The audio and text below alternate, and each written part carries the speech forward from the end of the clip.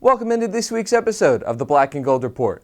I'm your host, Dave Nguyen. Today we have another jam-packed show with highlights from softball, men's and women's basketball, swimming making history, and much more after this on the Black and Gold Report.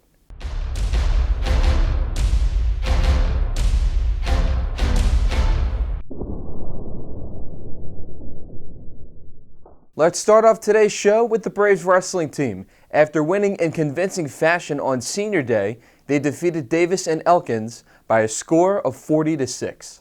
The Braves improved their record to 14-9, recording their 8th win in their last 9 dual meets, their most victories in duels since the 2015-16 season. We want to wish the Braves track and field team the best of luck in the 2020 Indoor Track and Field Mountain East Conference Championships in Huntington, West Virginia. The Braves are coming off winning a performance at the JDL College Team Challenge, where they won 5 event titles last week. The men's side won the 800-meter run, the 200-meter dash, the triple jump, and the high jump. On the women's side, Reagan Evans won the weight throw competition with a mark of 115.82 meters. Congratulations to the Braves swimming team for winning the Mountain East Conference Championships last Saturday. They won in overall points with 715, breaking 23 school records in the process. Here's head coach Oscar Roverado with his team's accomplishments. Coach, thank you so much for joining me today. First off, congratulations. Thank you. Winning the Mountain East Conference Championship. Has that really set in yet? Has that set into the fact that Well, it was the a goal has been accomplished? It was a long week of competition. It was a long ride coming back, and so we just realized now that the result. We'll reevaluate all the results, but we're definitely happy about the outcomes. Going into this championship, first time in a conference, nonetheless, was that one of the team goals set out for this season to win the conference championship? Well, we really didn't know what to expect because we never see any of these teams before. They're all from Michigan, Ohio, West Virginia, so we never have the opportunity really to see them other than see the results during the year, but it's very hard to compare us to them. So it was a nice surprise to go there, compete against these very good teams, and come out at the top. What does it mean, not only winning the championship, but the fact that 23 school records were broken? What does that say about your program? Well, it seems like we are going towards the right direction, and now we're going to step up for next season and really continue our growth as a program. This is just the beginning. We have a very good swimmers now. We are awesome swimmer coming and join this team next season. So I think that the future is bright. But of course, we have to put a lot of work behind now. Now people know us. That's the problem. So we can surprise no more. Absolutely. The fact that you guys were the top scoring team with 715 points, did you expect an outcome like that in particular? Not only breaking all these school records, but being the top point getter at the championships as well? No, really. At the beginning, no. But after the first day, and we placed 2 first place on the 50 with Mariel Mencia, and we put the first 1,000 with Natalia Silva. I knew good things were coming because we placed our relay in 3rd place, so they give us a good feeling for the weekend. But Fairmont was ahead of us for the 3 days in a row, so we were behind all the way to the last day, and then we really finished strong and allowed us to win the championship. What does that say about your club, knowing that you knew your position going into the last day of competition and that you have really had a chance to come from behind and take home the crown? Really, we create a good atmosphere, chemistry, and I tried to convince this girl that we were in the right position and tried to fight till the last race and see what kind of outcomes. I knew that we were close, but finish at the top is different. It's better. Absolutely. Caitlin Rodriguez-Matos has had a fantastic season. She ended up breaking the 200-yard breaststroke record on top of winning not only some individual championships, but helping the team win What does it say about her in particular and how spectacular her season has been? Yeah, she's a great swimmer, and she got a phenomenal potential. I don't think she's even close to the swim that she can be coming up next season and the next 3 years. She's one of the swimmers that is a perfect fit for us. She's a great team player, awesome swimmer, and like I said, he's got a lot of potential that didn't show up yet. So definitely she can be one of the best swimmers for the future of this program. Not only were the 200-yard breaststroke records broken, but some of the others were the 100-yard freestyle, the 400-yard freestyle. Now the goal is when you enter a match is to try to win. But breaking records in the process, what does that say about how hard the team practices in order to prepare for these type of races and accomplish these goals? Well, I tried to bring a new mentality here, and so we don't have really goal. We just keep pushing every day in practice, and I don't put limit on these girls. I said that hard you work, everything can happen. I think this season we broke about 60 team records, and which is a great way to finish the season in the high note. But really, the most important thing is change the mentality of these girls, and now they know they can win, and everybody expecting us next season to repeat, which is not going to be easy, of course, but that's our goal. I think there's always good to have an incentive going into any kind of competition. When Dick Christie had a large part of these athletic programs at UNCP join a conference, and now we have some of the Peach Belt, some of the Mountain East, one of the incentives was to try to compete for a championship. What does it say, I guess, on behalf of not only just the swim team, but the fact that there are a lot of other teams in this program or in the school competing for championships? Is that something that you try to sell to recruits and other things of that nature? Oh, absolutely. We were in Ohio, and let me tell you, not many people knew about our program, for example, and now they're talking about UNCP. That can help not just the swim program, but the whole athletic department here in Pembroke to recruit awesome athletes. Last question for you, Coach. The next step is another match in Charlotte, but more in preparation for the NCAA championships. Correct. What is the mindset now as the team tries to move forward? While the team won the conference championship, it's a good reason to celebrate. But I feel like a lot of athletes and teams want to move forward and look forward to the next match. Well, this weekend we Charlotte, we try to qualify. We have already 4 NCAA cuts, but the secret in swimming is that you need to want to be top 24 in the nation to be sure to be invited for the NCAA. So that's our goal for this weekend. We're going to go with 3 athletes, Silva, Rodriguez, and Mencia, and we're going to try the best. I'm very happy for this season already to be able, but next season our goal is to double the number of swimmers able to qualify for NCAA and eventually bring the relay, which would be great for the school. Coach, congratulations. Thank you. So much for your time. Thank you so much. Braves golf team started their spring season last week, finishing in 14th place at the Lady Mock Classic. They're led by Katie Flax, who finished 4 over par 76 to secure a 5-way tie for 42nd place. The Braves head to Hilton Head, South Carolina next week for their next match. The Braves baseball team opened up conference play last week, falling in their series against Columbus State 2-1. Earned a win in Sunday's series finale by a score of 8-5, scoring 8 runs on 13 hits. Unfortunately, they could not regroup in Tuesday's 8-7 loss to Barton. With a 4-2 lead heading into the bottom of the 5th, the Braves pitching staff gave up 4 consecutive home runs. Despite a late comeback, the Braves' overall record falls to 7-5. The Braves softball team looked to snap its 4-game losing streak as they took on the Catawba Indians last Sunday. Unfortunately, the Indians took both games in the series. Here are highlights from Game 1, as well as reaction from both games with head coach Brittany Bennett.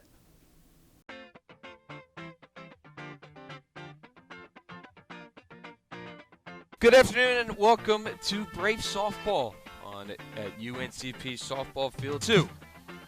There's strike three, drop third, strike throw down to second base. Not in time. Swing and a miss. 1-2 pitch. On the outside corner, a called strike three. Leviner's third strike, first team All Peach Belt Conference player. She'll rip this pitch into right field for a base hit. And the Braves have their first hit of the day from Rendy Wetherington. Walzer fires the 1-2. Ground ball past the diving second baseman Martin. And Wetherington is 2 for 2. Here's the 0-1. This is a dribbler to the circle, pass to the third baseman. Cook can't make a play. Throw to third, she's safe. So, an RBI single for Adcox. Scores Wetherington. Tucker couldn't handle the ball and throw it to Cook in time to first. And moving over to third is Brummett. So Braves continue a 2-out rally, and they have struck on the board. Part 0-2 pitch. Swing and a miss, and another strikeout from Mallory Leviner. From Leviner, swing and a miss. And that's strikeout number 7 on the day from Mallory Leviner.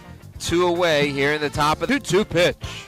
Ground ball past the second baseman Martin, and Wetherington with her third hit of the game, in this game rather. A bunt to the first baseman Cook. They can't handle the ball cleanly, and the Braves have runners on first and second with no out. It's the 0-1. Ground ball to third. Throw over to first, and that's in time. A Tucker to Cook put out on the 5-3. The score is ruled, and now there are 2 away. Going over to second base is Watkins. The Adcox, the pitch. Ground ball or fly ball right to Martin. She throws to first, and that will end game number 1.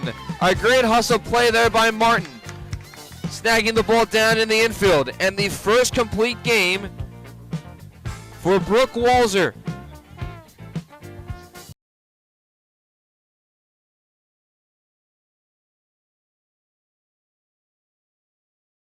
Coach, so tough 2 games today. Let's start with game number 1. Lost 3-1, but the girls never gave up, and they were in it throughout the entire game. Bases loaded both in the 6th and 7th innings. Had the chance to put the tying in the game-winning runs across home plate. So let's start with game 1. So yeah, I thought Mallory gave us a gem. Other than the first 2-3 innings, the leadoffs got on, and we just couldn't seem to hold them. We kind of hurt ourselves a little bit in that game. I think that could have easily been 2-1, 2-2. And at the end of the game, I thought that ball was through, but I thought Mallory threw a great game for us. I think what you're seeing is everybody's hitting well individually, but we've got to hit better as a team. And I think that sounds strange because if individuals are hitting well, our team will hit well, but we'll get a runner on and we just don't do anything with it. So we just need to do a little bit better in pressure situations. These kids, they work so dang hard, and this is tough. Like, this is just straight up tough because we're not playing poorly. We just when they have 2 outs, they get it done, and when we have 2 outs, we're just struggling to find our way. So I think just in general, game 1, it was just a great game. We came on the losing side of it, but I thought that our team gave us a chance to win that game. Absolutely, especially when you have guys or have players working their tail off, getting themselves in the right position to try to win the game. Game 2, Abby White making her first start. Yeah. What did you think from her, as well as she had a lead at one point? Well, I think Abby hasn't gotten her start, so we haven't given her a clean slate game. She's had to come in behind everybody else and clean everybody else's stuff up. And, I think for Abby that was huge for us, and I think you're going to see that she's going to be able to get outs, and she gets good outs, like just easy ground balls, easy pop flies. I see a lot of strength in her, and I see a lot of success coming her way if she'll just stay the course and work really hard. I think in general, I think Abby had a good outing. I hate that 3-run inning. It wasn't anything hard. It was just ball through, and it's hard to pull a pitcher when they haven't even given up a hard hit yet, because you just think you're going to be able to stop those and get it out. So I thought she did a good job today. Absolutely. And then in game 2, battling some of the elements, playing through it. The team had a lead, played small ball in inning number 2 to score the first run to tie the game. 2 bunts, eventually letting the bunt home. Was that the strategy going into that particular inning? Because runs seemed to be hard to come by at that point. Well, I think, you've seen it. We've struggled to score runs, so it was like we were trying to manufacture runs, and I think it got our team really fired up.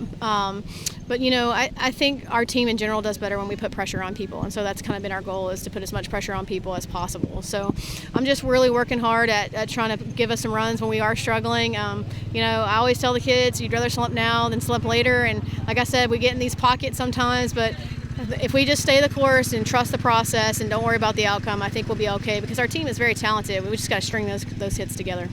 Lastly, what's the message to the team?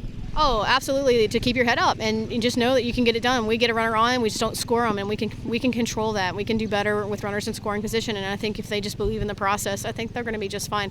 I mean, truly, this team is really great to be around, and I 100% know that it'll just take one. I think we just need one big chunk of a great inning where we produce more than one run, and I think that you'll see the flip in our offense and just the motivation, and it kind of, it's like, you know, you pass one on, hit, down to another, down to another, down to another. Now we're hitting, out, hitting, out, hitting, out, and if we can just try to hit, we'll be okay. Even if it's just 2 hits per inning, just trying to string something together. That's a complete message from us.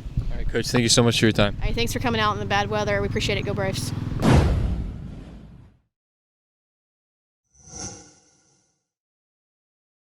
The Braves men's and women's basketball teams both suffered losses at Augusta last Saturday. For the Lady Braves, it was their 3rd straight loss, as well as their 10th overall on the road. They look to take on USC Aiken on Wednesday night, with their first game ending in a buzzer-beating 3 by Melanie Horn to give the Braves a 72-69 victory. Here are the sights and sounds of the rematch at the Bank.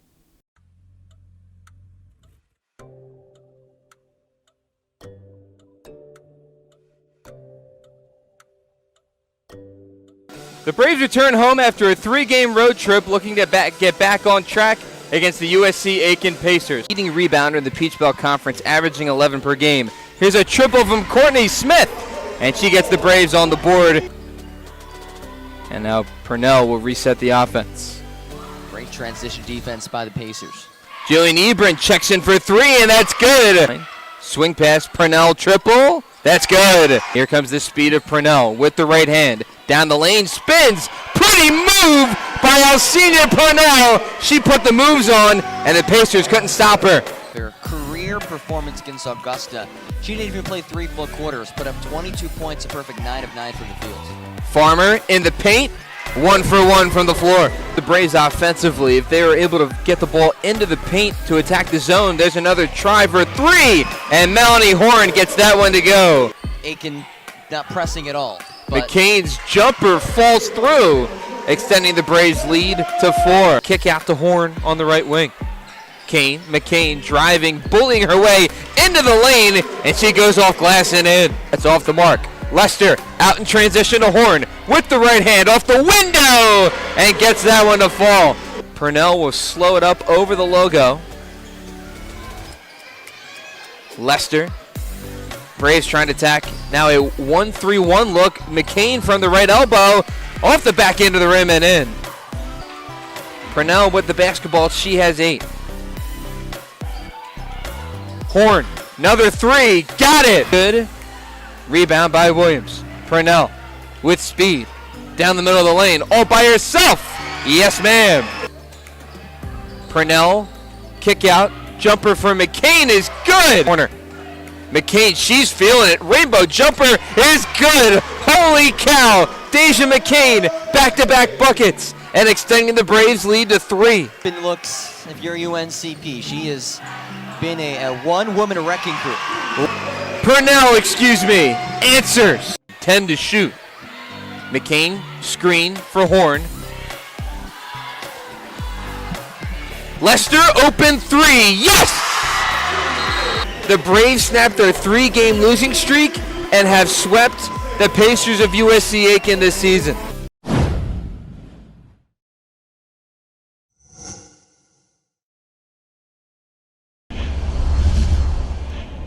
Coach, congratulations ending the 3-game losing streak, but more importantly, your combined win between coaching men's and women's basketball, win number 300. What does that mean to you? Means I've been doing this a long time and I'm getting old, but have loved coaching basketball, competing, have had some unbelievable kids and basketball players play for us, and just proud of all of them. It's a celebration for all of them. But yeah, 300 just means you've been doing it a while. So. Well, two things that you emphasize on are limiting the amount of turnovers and winning the rebounding margin. You did win the rebounding margin today by +3 or 4. You had 5 players in double figures. Something tells me you expected Aiken to come out into a zone. It seems like you attacked it pretty well. We told the girls before the game, and I had talked to Mo down at Flagler, and he said they kind of sold out on the zone against them, and just felt like they would zone us a lot. And they're a little shorthanded. They were missing a player or two, so they only had 8 players dressed. So just felt like they would zone us a lot. And for the most part, I thought we did attack the zone. We got a little sloppy there late in the game when we had a little bit of lead, and we had a couple of transitions we botched, and then forced a couple of shots against the zone. But I thought for the most part, and it hit some really big shots, and none bigger than the one that Shania hit in the corner with that 3-pointer. Talk about the way she played today. Double-digit points today. It seems with a game-high 18. She was relentless, driving baseline, finding the open shots on the perimeter. What can you say about her performance? Always plays hard.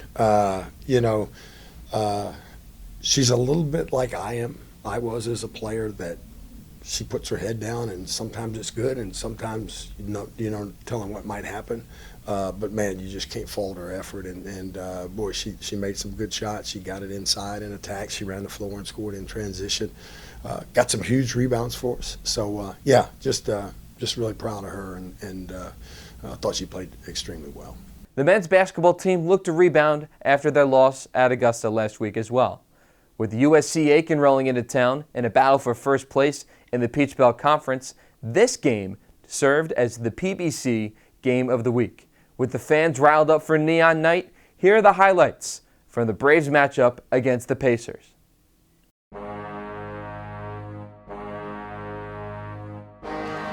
Tonight, it's a heavyweight matchup in the Peach Belt Conference. 2 teams tied atop the Peach Belt Conference standings. We'll duke it out. One team looking for conference supremacy.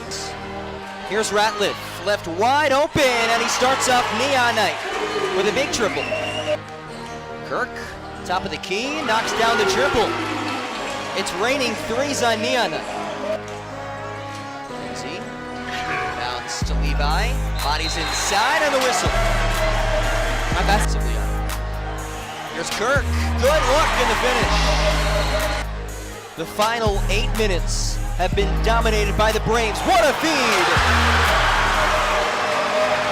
A minute and a half to go as Lassane gets it up ahead. DeJuan Lassane! Oh, hello! Oh, really hope. Here's Tyrell. Can he redeem himself? Yep. A Neon Night crowd. First place on the line. 2 teams who have battled all season long atop the conference standings. As Brock lost the ball midair. And UNC Pembroke, no trouble on Neon Night. Coach, coming off of a 109-89 win and arguably the biggest game of the season, what'd you think of your side's performance tonight? Our effort in the second half was amazing. First half, I challenged them to sprint. We're 10 deep. I think they beat us up and down the court a few times.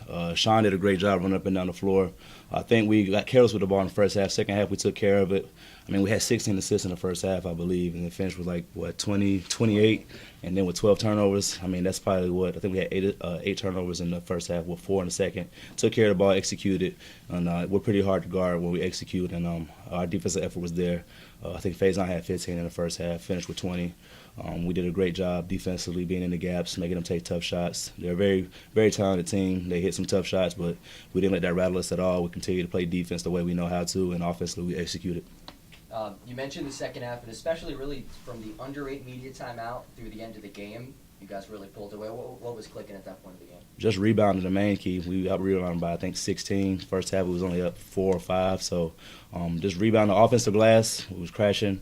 Defensively, they only got 1 shot. We got the rebound. So I would say it's our defensive rebound as usual. That's our bread and butter. We do that. Our teams have a hard time.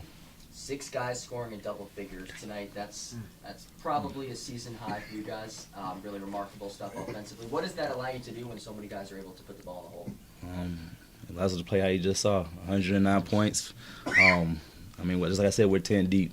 Everybody on the team can score. Literally everybody, they can defend, they can score, they can guard 1 through 5. We're very versatile. And just like you said, they're very unselfish as well. 28 assists to 12 turnovers. I mean, just hats off to the guys. They play very unselfish. They know the offense. We go through it quite often in practice. We don't have very strenuous practices, but I challenge them to be very focused. I think Augusta, we kind of lost our focus this game. We were locked down. They still played a little free, which we want them to, but when it came down to it, they executed when they needed to. Tyrell is one of the leading scorers on this team. Coming into the game, battle for first place, did you put any kind of extra pressure on yourself to perform, or was there extra pressure on the team as a whole to really step up given the magnitude of this game? It was more on the team. Coach always said it was going to be a tough battle, and it's going to be the biggest game of the year, and we just locked in. Like he said, we just locked in, and we just battled it out. And for Sean and Jabri, Coach has talked about it all year long, guys being able to come off the bench and produce. So for you guys to be able to do that today in a game like today, how much success do you think that really put towards your team's effort today? The bench effort plays a huge role. It allows us to give those breaks to those starting guys, and it allows us to come in with fresh legs and bring that energy and knock it up to another level, and then everybody get on that, and it's hard to stop us from there on out. Like he said, the bench is just like the biggest part of our team. We just 5 deep on the benches. We just on the starting 5. So. I'd like to add to that.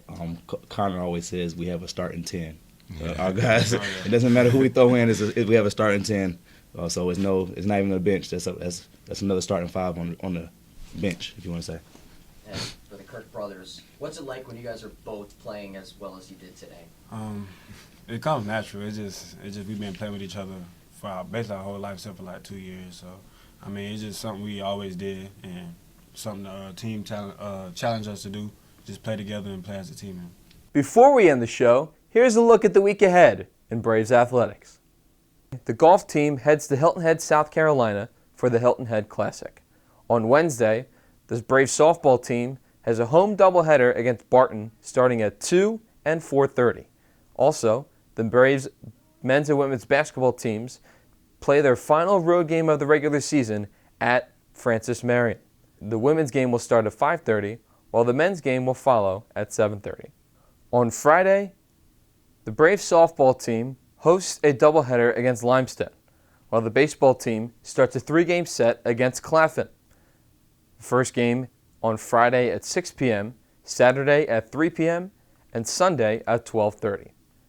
On Saturday, the Braves wrestling team prepares for the NCAA Southeast Regional Championships hosted right here at Lumbee Guarantee Bank Court. And on Sunday, it is senior day for the Braves basketball teams against Georgia Southwestern, with the women starting at 12:30 and the men following at 2:30. That'll do it for this week's episode of the Black and Gold Report. For the entire staff and crew, I'm Dave Nguyen.